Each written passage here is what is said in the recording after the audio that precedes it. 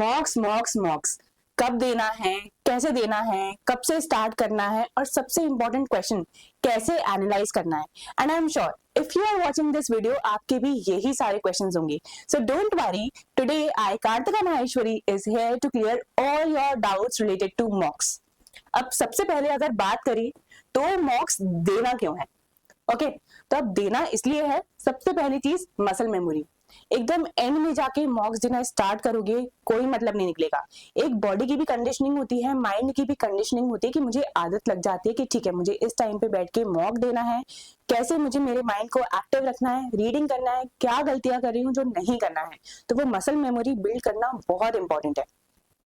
Clock mastery, 120 minute, 120 questions, 5 sections, सब कुछ करना है। अगर टॉप एलडीयूज चाहिए तो 120 क्वेश्चंस अटेम्प्ट करना तो मैंडेटरी है। अब इसके लिए सबसे ज्यादा इंपॉर्टेंट है टाइम मैनेजमेंट की। 5 सेक्शंस है, इतने रीडिंग कॉम्प्रिहेंसिव सेक्शंस हैं, तो उनको टाइमली कैसे कंप्लीट करना है, इसके लिए टाइम लगेगा। फर्स्ट मॉक से ही पूरे 120 क्वेश्चंस 120 मिनट्स में नहीं होने वाले हैं। इसके लिए प्रैक्टिस, एक्यूरेसी, टाइम मैनेजमेंट सब कुछ रिक्वायर्ड है। रियलिटी चेक, अगर एंड के लिए बैठे रहोगे तो अभी से रियलिटी चेक नहीं मिलेगा और ये नहीं आइडेंटिफाई कर पाओगे कि क्या गलतियां हो रही हैं, क्यों हो रही है, उनको सही करना तो सबसे इंपॉर्टेंट चीज है। ये कोई स्कूल का टेस्ट नहीं है कि एक बार दे दिया हो गया अब नेक्स्ट टेस्ट में देखेंगे, नहीं। ये टेस्ट वो है कि एक बार दिया फिर अब एनालाइज करना है कि मैंने क्या गलतियां करी है, उनको सही करना है। तभी तो नेक्स्ट टेस्ट में अपने मार्क्स इंप्रूव होंगे एंड एक्चुअल एग्जाम में अपन कॉम्पीट कर पाएंगे सारे क्लास एस्पिरेंट से। True mirror reflects your current state of preparation, allowing you to calibrate strategy and timetables. And एक बात याद रखना कि कोई भी मॉक कभी भी ये डिफाइन नहीं करता है, ये एग्जैक्टली नहीं बताता है कि अब आपको कौन सा एनएलयू मिलने वाला है। मॉक में जो मार्क्स होते हैं वो हर बार डिफर करते हैं बेस्ड अपॉन कि वो उसकी मॉक की डिफिकल्टी लेवल क्या था, या आपकी तबीयत सही थी नहीं थी, आपका माइंड कितना एक्टिव था। कोई भी मॉक ये नहीं बताता है कि कौन सा एनएलयू मिल ही जाएगा, बट हर मॉक ये जरूर बताता है कि क्या गलती करी है, उसको सही कैसे करना है। बट ये सिर्फ तब पता चलेगा मॉक जब अच्छे से दोगे और उससे भी ज्यादा अच्छे से एनालाइज करोगे। Next, rules of engagement, when to start. सबसे बड़ा क्वेश्चन यही होता है, क्या सिलेबस खत्म होने का वेट करें या अभी से देना स्टार्ट करें, क्योंकि अभी तो पता ही नहीं है करना क्या है। तो सबसे इंपॉर्टेंट चीज, फर्स्ट मॉक देना स्टार्ट कर दो जब से आपकी प्रिपरेशन स्टार्ट हुई है। एंड अभी के लिए एक मॉक ही दो पर वीक, उससे ज्यादा की रिक्वायरमेंट नहीं है। बट अब करना क्या है, सबसे पहले तो मॉक में रीडिंग हैबिट डेवलप करना है, ठीक है, क्योंकि सबसे ज्यादा इंपॉर्टेंट है। 120 मिनट में सारे क्वेश्चन सारे पैसेजेस पढ़ना पॉसिबल नहीं होता है। तो अभी सिर्फ 120 मिनट बैठो, बैठने की सबसे पहले हैबिट डालो, और रीडिंग की कि मैं पूरे 120 क्वेश्चन रीड कर लूं अच्छे से, दैट इज इंपॉर्टेंट। अटेम्प्ट ना भी करो 120 क्वेश्चंस कोई दिक्कत नहीं है, बट रीड करने की हैबिट डालो। Strategic rational, start immediately as soon as your preparation begins. Early exposure removes the psychological fear of unknown. चलो अभी मॉक नहीं दे रहे हो, जून में स्टार्ट करोगे, जुलाई में स्टार्ट करोगे, पर तब तक यही रहेगा कि यार मेरे साथ वाले तो मॉक्स दे रहे हैं, उनका क्या स्कोर आ रहा है, मैं कहाँ स्टैंड कर रहा हूँ, मेरी प्रिपरेशन कैसी चल रही है, ये कैसे आइडेंटिफाई करोगे। इसलिए मॉक देना है, इससे डरना नहीं है, क्योंकि मॉक में चलो अगर 20 नंबर भी आ रहे हैं वो नहीं बताता है कि आपका सिलेक्शन होगा कि नहीं होगा। और मॉक्स में अगर 90 नंबर भी आ रहे हैं, 110 भी आ रहे हैं, ये 100% गारंटी नहीं देता है कि आपका क्लैट क्लियर हो जाएगा। Mock is just for practice, तो मॉक अभी से देना स्टार्ट कर दो। अब मॉक देना है तो मॉक में सबसे ज्यादा इंपॉर्टेंट होता है टाइम मैनेजमेंट, क्योंकि 5 सेक्शंस हैं, किसी में कम टाइम लगता है, किसी में ज्यादा टाइम लगता है। अब कौन से सेक्शन को कितना टाइम देना है, तो अब 120 मिनट को ऐसे डिवाइड करना है। सबसे ज्यादा टाइम लेगा आपका लीगल रीजनिंग, 35 टू 37 मिनट्स। अब बहुत सारे बच्चे एक सबसे बड़ी गलती करते हैं कि लीगल रीजनिंग को 40 मिनट्स 45 मिनट्स एक घंटे तक दे देते हैं, जो सबसे बड़ी गलती है। देखो लीगल रीजनिंग को 1 घंटा क्या आप 2 घंटा भी दे दोगे ना, सिर्फ 32 मार्क्स अराउंड ही आएंगे, फुल मार्क्स गारंटीड नहीं है, और लीगल रीजनिंग का सेक्शन ही 32 का है। तो कितना भी टाइम दे दो, इससे ज्यादा तो मार्क्स आएंगे नहीं। और अगर अपने को क्लैट क्लियर करना है, 120 अपना टारगेट है ना कि 32, तो लीगल रीजनिंग को 35 से 37 मिनट्स ही देना है। और मॉक में ना हमेशा एक स्ट्रैटेजी यूज किया करो कि मैंने एक पैसेज पढ़ लिया, फॉर एग्जाम्पल अगर मैं लीगल रीजनिंग सॉल्व कर रही हूँ, एक पैसेज मैंने पढ़ लिया एंड मेरे को अराउंड लग गए हैं पूरा जो मेरा लीगल रीजनिंग का सेक्शन खत्म करने में 32 मिनट्स लग गए, फिर भी मेरा एक पैसेज बच गया है, तब उसमें अब सबसे ज्यादा इंपॉर्टेंट डिसीजन ये लेना है कि क्या मुझे नेक्स्ट पैसेज रीड कर लेना चाहिए या मुझे नेक्स्ट सेक्शन पे मूव ऑन करना चाहिए। तो कभी भी ये ध्यान रखना, अगर 32 मिनट्स या 33 मिनट्स बचे हैं, इतने आप कम टाइम में 2-3 मिनट में आप पूरा पैसेज ना पढ़ पाओगे ना उसको आंसर कर पाओगे। It's better to move on to the next section and अगर एंड में टाइम बचे circle back to that passage, but extra time नहीं देना है। कम टाइम दो चलेगा, एक्स्ट्रा टाइम किसी भी सेक्शन को नहीं जाना चाहिए, ठीक है। उसके बाद लॉजिकल रीजनिंग 27 to 30 मिनट्स, इससे ज्यादा नहीं। कम में खत्म हो रहा है बहुत अच्छी बात है, बट इतनी भी रेस नहीं लगानी है टाइम से कि अपने 15-15 मिनट में सारे सेक्शन खत्म हो रहे हैं, क्योंकि अगर 15 मिनट में हो रहे हैं अभी मार्क्स अच्छे आ भी सकते हैं, क्योंकि मार्क्स इजी आते हैं डिफिकल्ट भी आते हैं, बट जब डिफिकल्ट आया ना तब फंस जाओगे कि मार्क्स ही नहीं आएंगे। तो जितना टाइम दिया है उतना तो देना ही है, इतनी कम भी नहीं देना है कि अगर मैंने बोला है 35 मिनट्स देना है तो अपन 20 मिनट में सेक्शन खत्म करके आगे बढ़ गए। क्या करोगे एक्स्ट्रा टाइम का, कुछ नहीं करना है ना। 120 मिनट वहां बैठना ही पड़ेगा एग्जाम सेंटर पे, तो ट्राई करो कि अपने पूरे 120 मिनट यूटिलाइज करें अच्छे से। इंग्लिश अगेन 27 to 30 मिनट्स, बहुत सारे बच्चों का जिनकी इंग्लिश अच्छी होती है वो 20-25 मिनट्स में भी कवर कर लेते हैं, बट ये मैक्सिमम टाइम लिमिट है। क्वांटिटेटिव टेक्निक्स सबसे इंपॉर्टेंट, कभी मत छोड़ना। अभी अगर मॉक देना स्टार्ट कर रहे हो, ज्यादा नहीं, सिर्फ एक ही पैसेज सॉल्व करके आओ, बट करके आओ, क्योंकि सिर्फ क्यूटी ही ऐसा सेक्शन है जिसमें 12 on 12 गारंटीड है, कहीं नहीं जाना है। एंड ये 12 नंबर आपकी रैंक में बहुत बहुत बहुत ज्यादा डिफरेंस बना सकते हैं, तो एक पैसेज तो करना ही है सॉल्व। एंड अगर बिल्कुल भी क्यूटी नहीं बन रही है ना, ज्यादा कुछ नहीं करना है, सिर्फ एक दिन में 2 DI भी अगर सॉल्व करना स्टार्ट कर दोगे आराम से आपको बनने लग जाएगा क्यूटी, बट छोड़ने की गलती कभी मत करना। नेक्स्ट इज जनरल नॉलेज, इसमें सबसे कम टाइम लगता है 10 से 12 मिनट, इससे ज्यादा टाइम तो देना ही नहीं है जनरल नॉलेज को, ठीक है। ज्यादा से ज्यादा 13 मिनट, उसके आगे नहीं जाना चाहिए, वरना बाकी सारे सेक्शन सैक्रिफाइस हो रहे हैं। और एक चीज ध्यान रखो, अगर एक भी सेक्शन आप स्किप कर रहे हो तो आप जो एक्चुअल कॉम्पिटिशन है आपकी, जो 120 क्वेश्चन अटेम्प्ट करके आ रहे हैं उनसे कॉम्पीट ही नहीं कर रहे हो। तो कभी भी ये मत करना कि एंड टाइम पर मैं जाके ये करूं कि नहीं नहीं एक ही सेक्शन स्किप कर देता हूँ। अभी कर रहे हो, नहीं बन रहा है, ठीक है चलेगा, but from September onwards just try कि मैं पूरे 120 क्वेश्चन अटेम्प्ट करके आऊं। उसके लिए एक्यूरेसी सबसे ज्यादा इंपॉर्टेंट होती है। एक्यूरेसी हमेशा 75% टारगेट करके चलो, ठीक है। अगर 75% एक्यूरेसी है, कभी भी ज्यादा नेगेटिव मार्किंग नहीं होगी। Negative marking 4 to 5 marks maximum, इससे ज्यादा नेगेटिव मार्किंग नहीं होनी चाहिए, तो ही एक्यूरेसी मेंटेन रहेगी आपकी। एक्यूरेसी, टाइम मैनेजमेंट सबसे ज्यादा इंपॉर्टेंट चीजें हैं मॉक देने में। Next, managing energy, the sandwich strategy. अब पता है मॉक देने में सबसे बड़ी गलती जो बच्चे करते हैं कि जो फर्स्ट सेक्शन होता है उसमें सबसे ज्यादा टाइम लग जाता है, और बहुत सारे बच्चे फर्स्ट सेक्शन से ही स्टार्ट कर देते हैं कि इंग्लिश पहला है, इंग्लिश से स्टार्ट कर दो। देखो पेपर का पैटर्न वो है, बट आपको आपकी स्ट्रैटेजी खुद डिसाइड करनी पड़ेगी, और स्ट्रैटेजी एक दिन में नहीं बनती है, स्ट्रैटेजी ट्राई करने से, प्रैक्टिस करने से बनती है। बहुत सारे बच्चों की स्ट्रैटेजी होती है, जितने भी बच्चों को मैंने मेंटर किया उनमें सबकी अलग अलग स्ट्रैटेजी थी। बहुत सारे ऐसा करते थे कि फर्स्ट हाफ आवर में क्यूटी और जीके का सेक्शन कंप्लीट कर देते थे और फिर इंग्लिश, लॉजिकल, लीगल करते थे। बट बहुत सारे बच्चों के लिए ये भी होता था कि इतना रीडिंग कॉम्प्रिहेंसिव हो जाता है पेपर, तो बीच में ब्रेक चाहिए रहता था, तो वो कभी इंग्लिश से स्टार्ट करते थे, कभी लॉजिकल से, कभी लीगल से, और तीनों सेक्शंस के बीच में वो जीके और क्यूटी को रखते थे। अब आपके लिए कौन सा परफेक्ट पैटर्न है ये आपको खुद मॉक देते देते डिसाइड करना पड़ेगा। हर बार कुछ चेंज करो पैटर्न में, ताकि आपको आपका एक परफेक्ट पैटर्न मिल जाए। और देखो एंड तक जाते जाते एक पैटर्न फिक्स कर लेना कि मुझे यहीं से स्टार्ट करना है, तो आपको भी ज्यादा ऊपर नीचे चीजें नहीं करनी पड़ेगी, and you will be ready to compete. जो भी पेपर आएगा आपको पता है कि मुझे इंग्लिश नहीं देखना है, अगर मैंने डिसाइड किया मुझे लीगल से स्टार्ट करना है तो मैं सीधे लीगल पे ही जाऊंगी, ठीक है। अब ये जो स्ट्रैटेजी है इसमें बस ये ध्यान रखना, अगर आपको लग रहा है कि बहुत ज्यादा रीडिंग कॉम्प्रिहेंसिव हो जाता है, बीच में जीके और क्यूटी रख लो, ऑल्टरनेट चलो, एक रीडिंग कॉम्प्रिहेंसिव, एक लाइट सेक्शन, फिर एक रीडिंग कॉम्प्रिहेंसिव, एक लाइट सेक्शन, और फिर लास्ट में रीडिंग कॉम्प्रिहेंसिव सेक्शन। बट ये स्ट्रैटेजी जितने मॉक्स दोगे उतनी ज्यादा आपको क्लियर हो जाएगी कि अब मेरी ये स्ट्रैटेजी होनी चाहिए। Now in test tactics the battle plan, ठीक है। अब मॉक दे दिया है, स्ट्रैटेजी सेट हो गई, बट अब आगे क्या करना है? Lead with strength.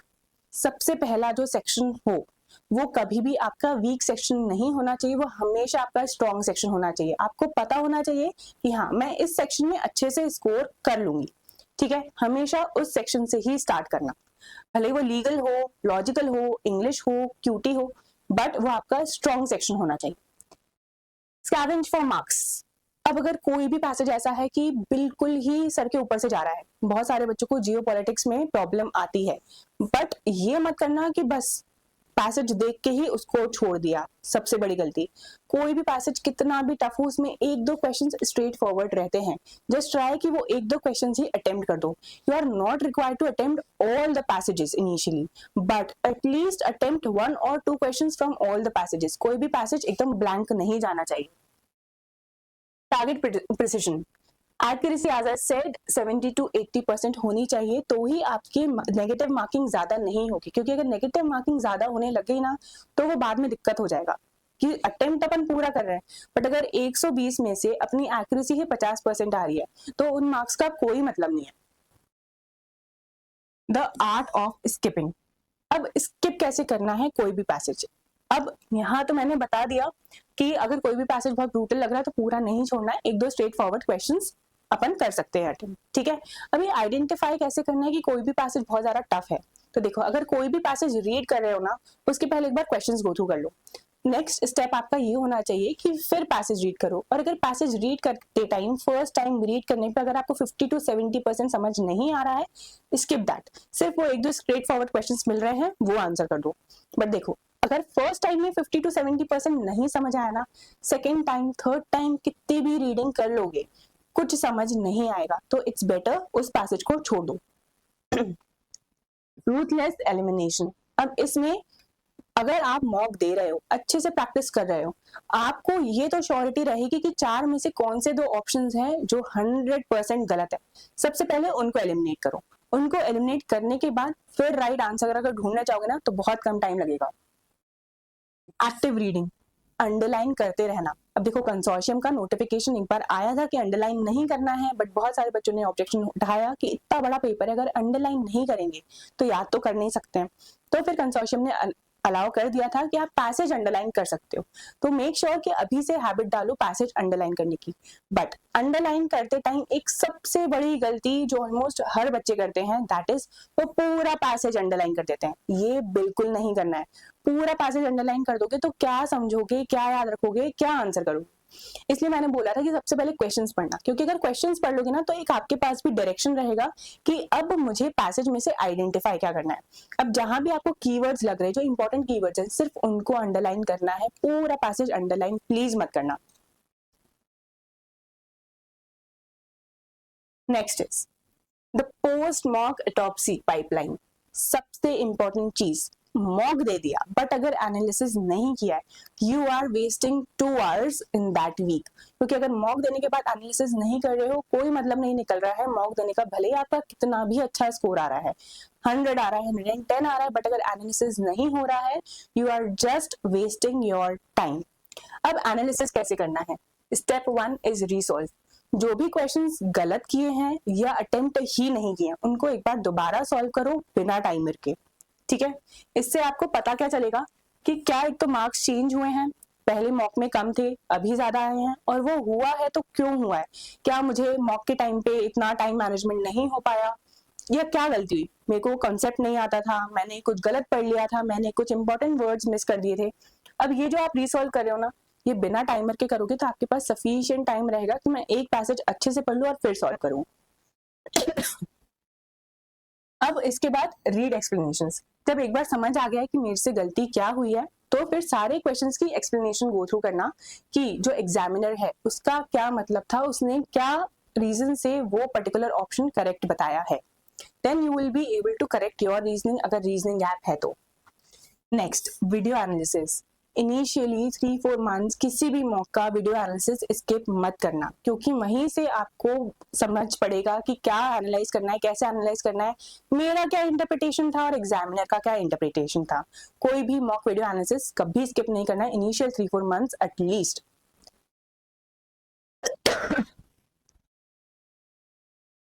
Phase 1 gap analysis. अब देखो, मॉक जब आप दे रहे हो ना, तो उसमें आपको बेसिक कॉम्पिटेंसी आपको पता चलती है कि हाँ मैं टाइम मैनेज कर पा रहा हूँ, क्या मैं पूरा रीड कर पा रहा हूँ, मुझे कितना आता है कितना नहीं आता है। बट जब आप रीसॉल्व कर रहे हो, तब एक तो आपको पता चलेगा कि स्पीड और प्रेशर की वजह से मैंने क्या क्या गलतियां करी है। जल्दी जल्दी में वर्ड्स मिस कर दिए, प्रेशर था तो मैं पूरा पढ़ ही नहीं पाया, मिस कर दिया। ये आपको तभी पता चलेगा जब आप बिना टाइमर के सॉल्व करोगे और देखोगे कि नहीं यार मुझे आता तो है, बस टाइम मैनेज करने की जरूरत है। Next is conceptual gap. अगर कोई कॉन्सेप्ट ही क्लियर नहीं है तो कितना भी टाइम ले लो, एक पैसेज 2 घंटा 3 घंटा कितना भी कर लो, उसका कोई रिजल्ट नहीं निकलेगा। अगर कंसेप्चुअल गैप है, जस्ट मेक श्योर अगर वो कंसेप्ट क्लास में हो गया है तो उसको एक बार रिवाइज कर लो, ठीक है। Revision is the best. कि अगर आपका कंसेप्चुअल गैप है, कहीं भी आप कोई कॉन्सेप्ट भूल गए हो, प्लीज उसको डिले मत करना। अगर आज मॉक दिया है तो 1 या 2 दिन में उन सारे कॉन्सेप्ट्स को रिवाइज कर लो। अब आपका सक्सेस स्पाइरल कैसा दिखेगा, देखो ये चीजें हैं जो आपको बार बार बार बार बार बार क्लैट तक, अब क्लैट की एक्सपेक्टेड डेट 6 दिसंबर है, तब तक ये चीज आपको हर बार करनी है। सबसे पहला अटेम्प्ट मॉक टेस्ट, क्योंकि अगर मॉक नहीं दोगे तो पता नहीं चलेगा मैं गलती क्या कर रही हूँ और उस गलती को सही कैसे करना है। एंड अगर कोई पेरेंट्स हैं जो ये वीडियो देख रहे हैं, तो आई वुड लाइक टू से वन थिंग कि अभी अपने बच्चे को ये प्रेशराइज करने की जरूरत नहीं है कि तुम्हारे मॉक में 90 क्यों नहीं आ रहे हैं, 100 क्यों नहीं आ रहे हैं, अभी नहीं आएंगे। अभी उनको बस रीडिंग हैबिट, टाइम मैनेजमेंट सीखने की जरूरत है, क्योंकि अगर ये आ गया, एक्यूरेसी मेंटेन करना आ गई, तो वो आगे जाके अपने आप उनके मार्क्स भी इंप्रूव हो जाएंगे। मार्क्स पे फोकस करना है तो वो अराउंड सितंबर अक्टूबर अपने को पूरा फोकस मार्क्स पे देना है, क्योंकि तब तक अपने बेसिक्स बिल्ड हो जाएंगे, अपने कॉन्सेप्ट्स क्लियर हो जाएंगे, प्रैक्टिस अच्छी चलेगी और एक्यूरेसी टाइम मैनेजमेंट दोनों को बैलेंस करना आ जाएगा। Perform autopsy. अब मॉक तो दे दिया, एनालिसिस सबसे इंपॉर्टेंट है। अगर एनालाइज नहीं कर रहे हो, मॉक देने का भी कोई मतलब नहीं है, ठीक है। Update mock diary. अब मॉक तो दे दिया, अब एक बात बताओ, फर्स्ट मॉक की गलती कब तक याद रखोगे? Second mock, third mock, fourth mock, 1-2 महीने बाद सब भूल जाओगे मैंने गलती क्या करी थी। तो अगर वो गलती लिख के नहीं रख रहे हो, सबसे बड़ी गलती कर रहे हो, ठीक है। क्योंकि वही गलती है जो आपको लिख के रखना है और खुद को याद दिलाना है कि अब मुझे नेक्स्ट मॉक में ये गलती नहीं करनी है। अब जो गलतियां लिखो ना, वो ऐसे मत लिखना कि फॉर एग्जाम्पल इन्फ्रेंस का क्वेश्चन आ गया था, मुझे इन्फ्रेंस ही नहीं आता है, ठीक है, या ऐसी चीजें नहीं लिखनी है कि ये क्वेश्चन था मैंने ये गलत कर दिया। अब इसमें आपको लिखना ही ये है कि मुझसे गलती क्या हुई है, क्या सिली मिस्टेक थी, क्या मैंने जल्दी जल्दी में कोई वर्ड्स मिस कर दिए, क्या मैंने गलत इंटरप्रेट कर लिया, कॉम्प्रिहेंशन मिस्टेक्स थी, टाइम मैनेज नहीं कर पाया, मेरी तबीयत खराब थी, ये भी बिल्कुल बहुत इंपॉर्टेंट रीजन है जो आपको लिखना चाहिए, या मेरी नींद पूरी नहीं हुई थी, मैं सोई नहीं रात भर, नेटफ्लिक्स पे वेब सीरीज देख रही थी, तो कैसे मेरा दिमाग चलेगा मॉक में। ये सारी छोटी छोटी गलतियां हैं जो लिख के रखनी चाहिए, ठीक है। तो मॉक डायरी मेंटेन करना मस्ट है। अगर मॉक देना है तो मॉक एनालिसिस करना है, और मॉक एनालिसिस करना है तो मॉक डायरी तो मेंटेन करना ही है। Pattern check. अब पैटर्न चेक में ये करना है कि क्या मैं सेम मिस्टेक्स ही बार बार रिपीट कर रही हूँ। अगर मैं रिपीट कर रही हूँ तो मेरा मॉक देने का, एनालाइज करने का, मॉक डायरी मेंटेन करने का कोई मतलब नहीं निकल रहा है। नई मिस्टेक्स करो, बहुत अच्छी बात है, बट सेम मिस्टेक्स रिपीट मत करो। नई मिस्टेक करोगे नई चीज सीखोगे, सेम मिस्टेक अगर रिपीट कर रहे हो कुछ नहीं सीख रहे हो। अब प्री मॉक रिचुअल सबसे ज्यादा इंपॉर्टेंट है। अब प्री मॉक रिचुअल ये होना चाहिए कि मैं कुछ पढ़ के जाऊं, ना पढ़ के जाऊं, कुछ भी करूं, बट सबसे इंपॉर्टेंट चीज जो मुझे करना ही है that is mock diary review करके जाना है कि मैंने पास्ट मॉक में ये गलतियां करी थी, अब मुझे इस मॉक में तो ये गलती नहीं करनी है। एंड इसके साथ एक चीज और करना, अगर आपने 10 मॉक्स दे दिए हैं, ठीक है, या इनिशियली 5 मॉक्स ही दिए हैं, तो 5 मॉक का एक मैक्रो एनालिसिस करना, और इसमें देखना कौन सी ऐसी मिस्टेक्स है जो मैं हर बार रिपीट कर रहा हूँ, उनको अलग से लिख के रखना। ठीक है। इससे ये होगा कि आप वो मिस्टेक्स आइडेंटिफाई कर पाओगे कि ये 3-4 मिस्टेक्स है जो मैं हर मॉक में रिपीट करती ही जा रही हूँ। सबसे पहले मुझे उन पे वर्क करने की ज़रूरत है, क्योंकि जो छोटी-छोटी मिस्टेक्स हैं जो एक मॉक में हुई है या कभी-कभार हुई है, वो कभी-कभार वाली ही मिस्टेक्स हैं। बट अगर जो मिस्टेक्स मैं हर मॉक में कर रही हूँ, वो सबसे पहले खत्म करने की ज़रूरत है। ठीक है। So this was your complete mock plan for CLAT. And comment section में ये जरूर बताना कि अभी तक कितने मॉक्स दिए हैं और कितने मॉक्स अच्छे से एनालाइज किए हैं। और अगर कोई भी डाउट्स हो मॉक्स को लेकर, एनालिसिस को लेकर, प्रिपरेशन को लेकर, then do let us know in the comment section below. Thank you.